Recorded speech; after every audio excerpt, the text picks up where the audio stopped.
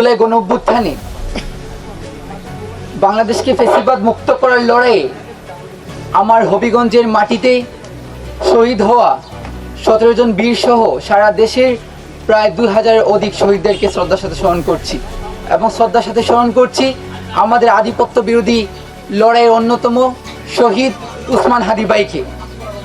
আমি কৃতজ্ঞতা প্রকাশ করছি সারা দেশে আমাদের জুলাইকে যারা ওন করেন, যারা আমাদের এই কঠিন ক্লান্তি লগ্নে আমাদের পাশে দাঁড়িয়েছিলেন, এবং স্পেশালি আমি কৃতজ্ঞতা জানাচ্ছি আমাদের জুলাই গণঅভ্যুত্থানের সেই ঐতিহাসিক প্ল্যাটফর্ম বাংলাদেশের কৃষক থেকে শ্রমিক, বুদ্ধিজীবী, ছাত্র জনতা, সকল শ্রেণী পেশার মানুষকে যে ব্যানারটি এক কাতারে আনতে সক্ষম হয়েছিল, আমার প্রাণের স্পন্দন বৈষম্যবিরোধী ছাত্র আন্দোলনকে, এবং ডাকসু সহ যারা আমার পাশে রাজপথে দাঁড়িয়ে আমাকে সাহস যোগান দিয়েছিলেন।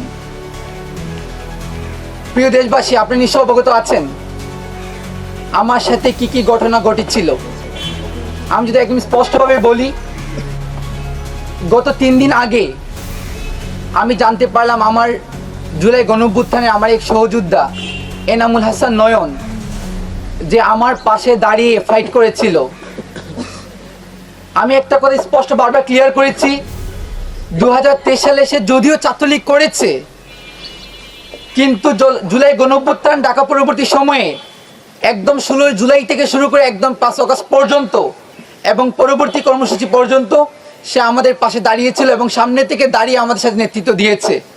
ওই জায়গা থেকে আমাদের সিনিয়র ভাইয়েরা এবং তারই ধারাবাহিকতা আমরা বারবার একটা কথা বলেছি যে আমরা তাদেরকে সবচেয়ে বেশি অ্যাপ্রিসিয়েট করেছি, যারা হচ্ছে জুলাই গণঅভ্যুত্থানে তাদের যে ফেসিবাদী আইডিওলজি ছিল, এই আওয়ামী লীগের আদর্শকে ছেড়ে আমাদের সাথে এক কাতে দাঁড়িয়েছিল। ওই জায়গা থেকে আমি একটা কথা বারবার স্পষ্টত বলেছি, জুলাই গণঅভ্যুত্থানে আমাদের যে সকল ভাইরা তাদের পূর্বের আদর্শকে ভুলে গিয়ে আমাদের পাশে দাঁড়িয়েছিল, তাদের সাথে অন্তত কোনো অন্যায় আমরা বরদাস্ত করব না। ওই জায়গা থেকে আমি ওইখানে গিয়েছিলাম, যখন আমি জানতে পারলাম যথেষ্ট পরিমাণ ডকুমেন্টস প্রমাণাদি পেশ করার পরও আমার সহযোদ্ধা নয়নকে গ্রেফতার করে চালান দেওয়ার টালভানা করা হচ্ছে, ওই জায়গা থেকে আমি বারবার ওনাদেরকে রিকোয়েস্ট করেছি, আলাপ করেছি যে আমার একজন সহযোদ্ধাকে আপনারা কেন অন্যভাবে গ্রেফতার করে রাখবেন, কেন তাকে চালান দিবেন। কিন্তু আমি বারবারই হতাশ হয়েছি এবং আমি আমার জায়গা থেকে আপনারা দেশবাসী যেটা দেখেছেন, এটা শুধুমাত্র ছোট্ট একটি কুট আনকুট করে দেওয়া হয়েছে, কিন্তু এটার পিছনের গল্প আপনারা জানেন না। আমার হবিগঞ্জের ব্যাপারে যদি আমি বলি, বানিয়াচংয়ে যখন সারা বাংলাদেশ 5ই আগস্ট সারা বাংলাদেশ তখন বিজয় মিছিল উন্মত্ত, কিন্তু ঠিক একই সময়ে আমার হবিগঞ্জের বানিয়াচংয়ের উপজেলায় একদিনে এক নাগাড়ে 9 জনকে গণহত্যা করা হয়েছিল। কিন্তু আমি স্পষ্টত লক্ষ্য করেছি একটি অদৃশ্য শক্তির আস্ফালনে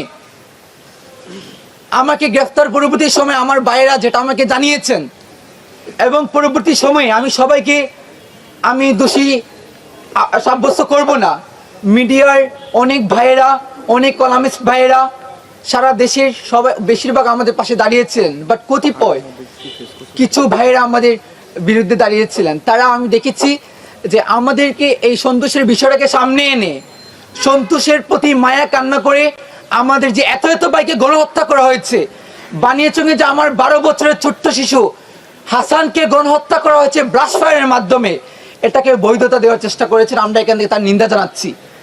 এবং দেখেন, আমি বারবার যখন রিকোয়েস্ট করেছি তারা তাকে ছাড়তে একদম না করেছেন যে ছাড়া যাবে না, এবং তার পূর্ববর্তী সময় হবিগঞ্জে বাংলাদেশের সবচেয়ে বেশি মামলা বাণিজ্য হয়েছে, এবং হবিগঞ্জের প্রতিটি থানাতে যেন মামলা বাণিজ্য আর রেগুলেশনের মামলা দিয়ে, ফাইন্যান্সিয়াল ইনভলভমেন্ট দিয়ে, টাকা পয়সা দিয়ে মানুষকে, নিরীহ মানুষকে গ্রেফতার করার জন্য একটা মহোৎসব শুরু হয়ে গিয়েছিল। তো দীর্ঘদিনের আমাদের আক্ষেপ, আমাদের খুব, ওই জায়গা থেকে আমি যখন ওইখানে কথা বলেছি, বারবার আমরা রিকোয়েস্ট করেছি, কিন্তু উনি 4টি জন অস্বীকৃতি জানিয়েছেন। ওই জায়গা থেকে একজন আমার জুলাইয়ের সহযোদ্ধা ভাইকে বাঁচানোর জন্য এক পর্যায়ে আমি আমার নিজেকে নিয়ন্ত্রণ হারিয়ে ফেলি, এবং আমি একটা কথা বারবার বলেছি যে আমাকে যদি আপনার ফাঁসি দিয়ে ফেলেন, আমি আই ডোন্ট কেয়ার, বাট আমার একজন সহযোদ্ধা ভাইকে আপনি এভাবে অন্যায় করবেন, এটা অন্তত আমি বরদাস্ত করতে পারি না। জুলাই গণঅভ্যুত্থানের 2000 শহীদের রক্ত আমাদেরকে যে চেতনা শিখিয়েছে, ওই চেতনা অন্তত আমাদের এই অন্যায় বরদাস্ত করতে আমাদের শিখায়নি। এবং আমি যে কথাটি বলতে চেয়েছিলাম যে আমাদের সারা দেশে যখন বিধ্বস্ত অবস্থা 5ই আগস্টে সারা দেশ তখন আমাদের জুলাই যে সকল সৈনিকদেরকে হত্যা করা হয়েছে, শহীদ করা হয়েছে, ওই জায়গা থেকে সারা দেশের মানুষ 17 বছরের নিপীড়ন নিষ্পেষণের প্রতিবাদে খুবই দীর্ঘদিনের ক্ষোভকে সঞ্চারিত করে তারা প্রতিটি থানাদের প্রতিটি জেলাতে তার স্ফুলিঙ্গ আমরা দেখেছি বিস্ফোরিত হয়েছিল। ওই জায়গা থেকে আমি একটা কথা বারবার বলেছি, একবার আমি বলি নাই যে আমি করেছি, আমরা মাধ্যমে এই কথার মাধ্যমে আমরা ধারা সমস্ত আন্দোলনকারী সত্তাকে বুঝিয়েছিলাম জুলাই আমাদের অস্তিত্ব।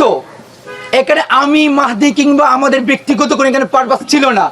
আমরা মিন্স জুলাই গণঅভ্যুত্থানের সকল অংশীজন, সকল জুলাই যোদ্ধা যা আমাদের পাশে দাঁড়িয়েছিলেন, যা আমাদের সাথে লড়াই করেছিলেন।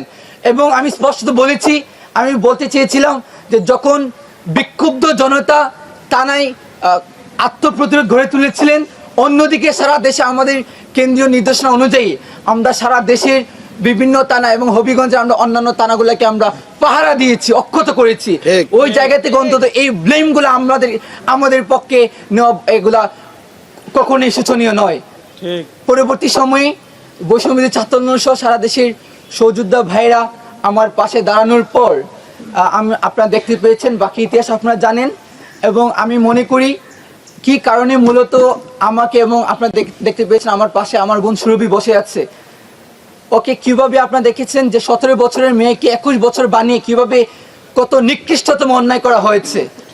আমরা স্পষ্ট বলতে চাই সুরভিকে মুক্ত করা হয়েছে, কিন্তু তার পিছনে যারা এই 17 বছরকে 21 বছর বানিয়েছিল, যারা 50,000কে 50 কোটি বানিয়েছিল, এই কুশলবিদকে বাংলাদেশের জাতির কাছে উন্মোচন করতে হবে।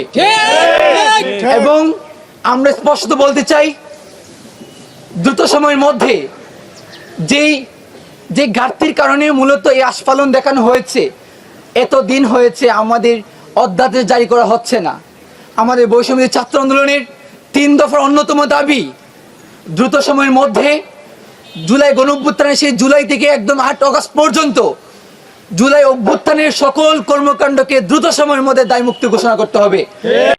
নয়তো এই গণঅভ্যুত্থানের মাধ্যমে যে গভর্নমেন্ট ফর্ম করা হয়েছে তাদেরকে তাদের শোচনীয় পড়ার জন্য প্রস্তুতি নিতে হবে। এবং আমি আমার বক্তব্যের মাধ্যমে আমাদের আধিপত্য বিরোধী লড়াই আমাদের শহীদ ওসমান হাদি ভাইয়ের বিচার কামনা করছি। এবং আমরা দেখেছি এই লড়াই শেষ হওয়ার পর কিভাবে গোয়েন্দা সংস্থা আমাদের পিছনে কল কাঠুরিনের আস্ফালন দেখাচ্ছে। আমি একটা কথা স্পষ্ট বলতে চাই, এত দিন হয়ে গেল, 25 দিন হয়ে গেছে, ওসমান হাদি ভাইয়ের হত্যার বিচার হয় না।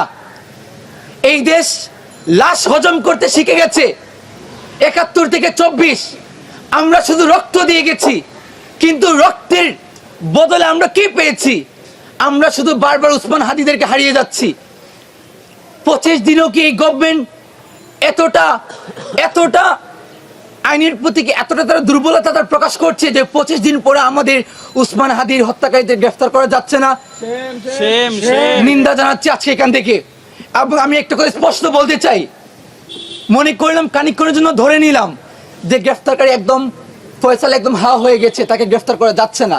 কিন্তু এত ইন্টেলিজেন্স, এত গোয়েন্দা সংস্থানে আপনারা বড়াই করেন, এত দিন হয়ে গেল, এখনো কি এর পিছনে কারা আস্ফালন দেখাচ্ছে? কোন অদৃশ্য শক্তি কাজ করছে? কোনো দেশি শক্তির কোনো ধরনের ইনভলভমেন্ট আছে কিনা? কেউ কোনো এম্বাসিকে ইন্টারাপ্ট করছে কিনা? এটা ডিসক্লোজ করার যদি সক্ষমতা কোনো বাংলাদেশের গোয়েন্দা সংস্থা না থাকে, আমরা এখান থেকে আহ্বান জানাই নয়তো এই গোয়েন্দা সংস্থা ইন্টেলিজেন্স গুলোকে বন্ধ করে দেন।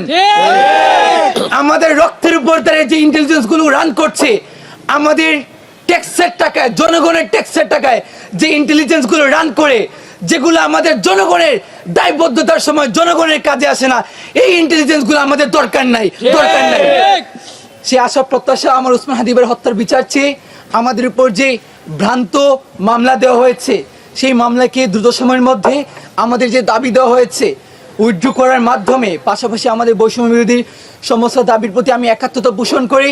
আপনারা যে উপস্থিত হয়েছেন, আমার যে সকল ভাইরা আজকে কাতার দাঁড়িয়েছেন, আমার পেছনে অনেক ভাইরা দাঁড়িয়েছেন, তাদের প্রতি আমি কৃতজ্ঞ রইলাম। এবং সারা দেশ আমাকে যে কৃতজ্ঞ বানিয়ে ফেলেছেন, আমি প্রত্যাশা করব আপনাদের মাহদিকে যতটুকু আপনি স্নেহ দেখিয়ে এই জায়গাতে নিয়ে এসেছেন, আমার প্রতি প্রত্যাশা রাখবেন, আমার প্রতি ভরসা রাখবেন, যেন আমি দেশের জন্য শহীদ হতে পারি। সে আশার প্রত্যাশা ব্যক্ত করে আমি আমার কথা শেষ করেছি। ধন্যবাদ সবাই।